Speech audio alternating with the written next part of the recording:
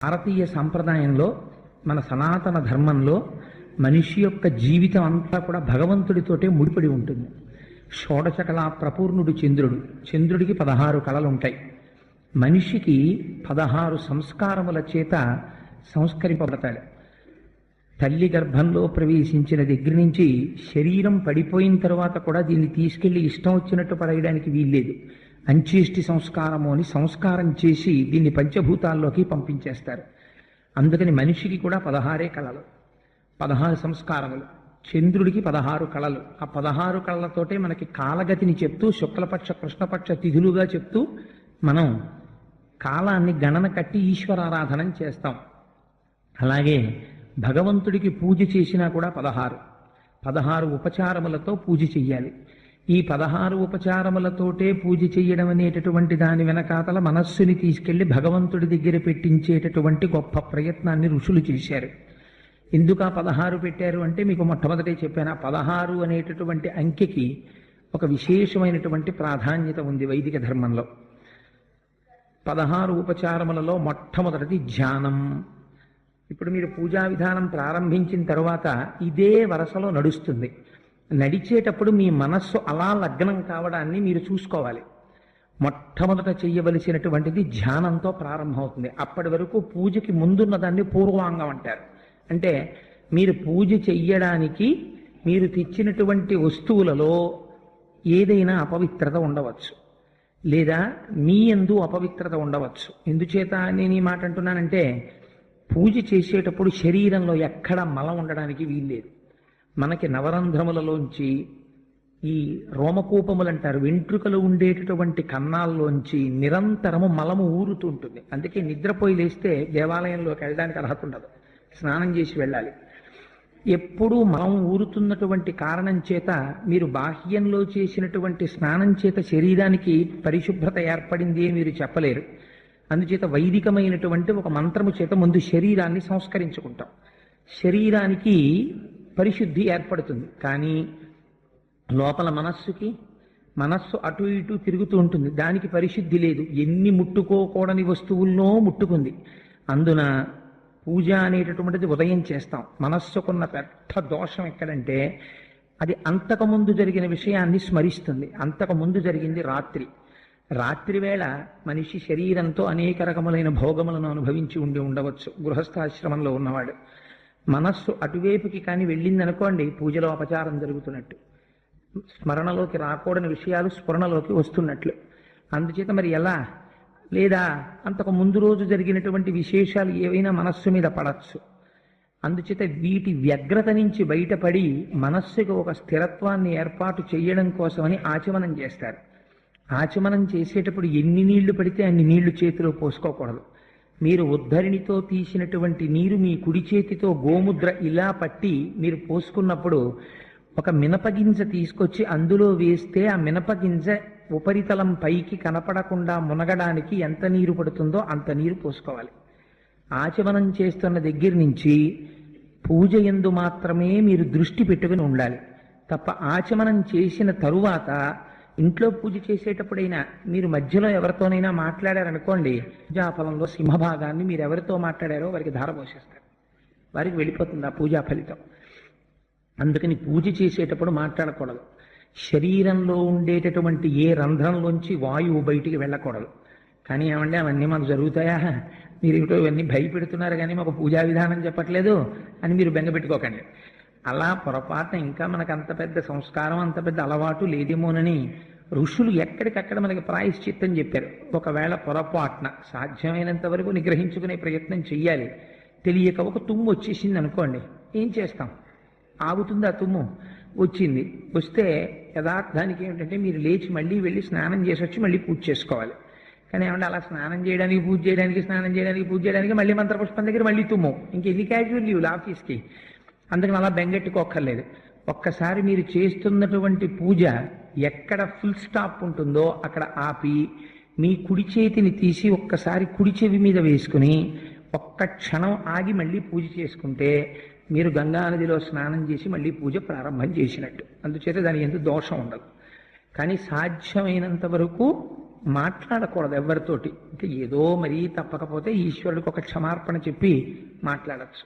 అందుకే పూజ చేసుకునేటప్పుడు ఇంట్లో వాళ్ళకు కూడా ఒక అలవాటు ఉండాలి, వాళ్ళు కూడా పలకరించకూడదు.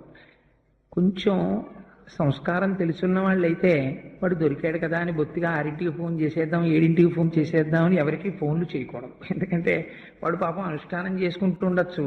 ఆ టైంలో ఫోన్ చేస్తే పూజ చేసుకుంటున్నాడు ఎన్ని మాటలు చెప్తారు ఇంట్లో వాళ్ళు.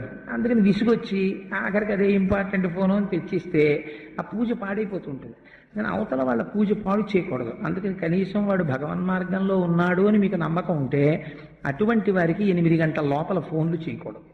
అదొక విషయాన్ని బాగా జ్ఞాపకం పెట్టుకోండి. ఎందుకైనా పనికొస్తుంది, ఎవరికైనా అది అనుగ్రహం అవుతుంది. అందుకని సరే, అందుచేత అలా ఆచమనం చేసి మనం పూజా ప్రారంభం చేస్తాం. ఆచమనం చేసేటప్పుడు చేతిలో వేసుకున్నటువంటి నీళ్లు తీసుకునేటప్పుడు చాలామంది జుర్రుకున్న చప్పుడు చేస్తూ ఉంటారు. అలా చప్పుడు రాకూడదు.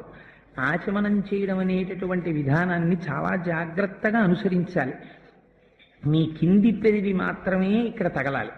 తగిలి ఆ నీటిని తీసుకునేటప్పుడు చప్పుడు కాకుండా లోపలికి తీసుకోగలగాలి. అసలు ఆచమనం చేశాడన్న విషయం పక్కవాడికి కూడా వినపడకూడదు. అంత చక్కగా ఆచమనం చెయ్యాలి.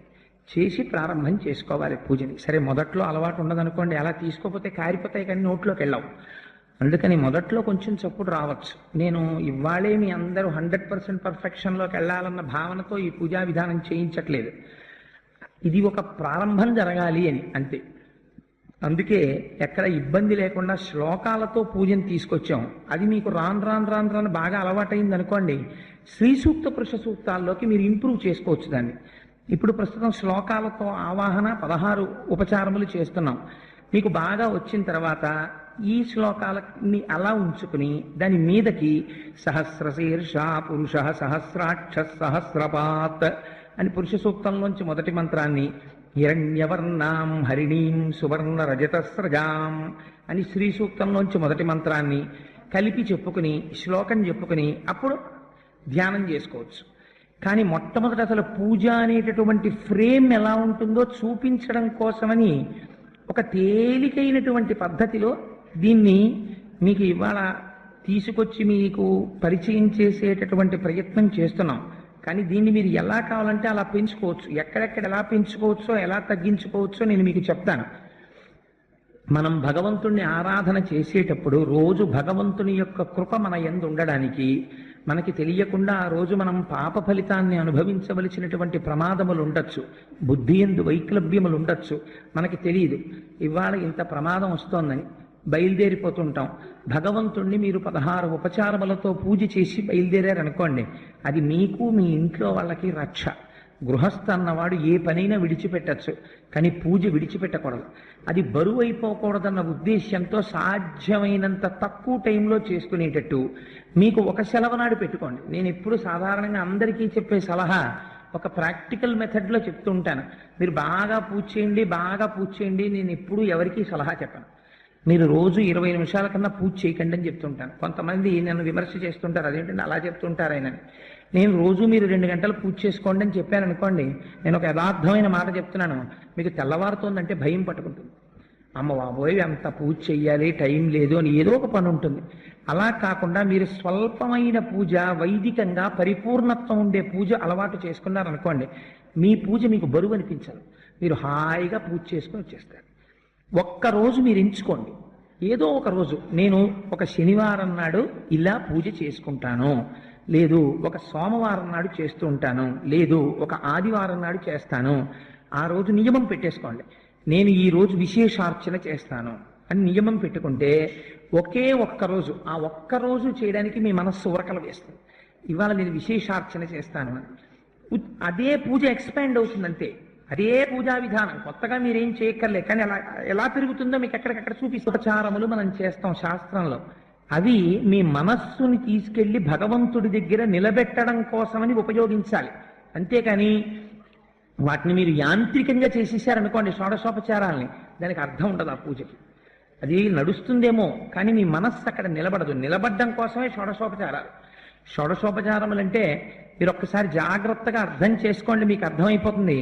మొట్టమొదటిది ధ్యానం, రెండవది ఆవాహనం, మూడవది ఆసనం, నాలుగవది పాద్యం, ఐదవది అర్ఘ్యం, ఆరవది స్నానం, ఏడవది వస్త్రం, 8 యజ్ఞోపవీతం, 9 గంధం, 10 పుష్పం, 11 ధూపం, 12 దీపం, 13 నైవేద్యం, 14 తాంబూలం, 15 నీరాజనం, 16 మంత్రపుష్పం. మీరు ఒకటి పూజ దగ్గర మొదలెట్టినప్పుడు బాగా జ్ఞాపకం పెట్టుకోండి. మీరు పూజ పూర్వాంగంలో ప్రారంభం చేసినప్పుడు అక్కడ ఉన్నవాడు భగవానుడు, నేను ఆరాధకుణ్ణి మొదలు పెడతారు.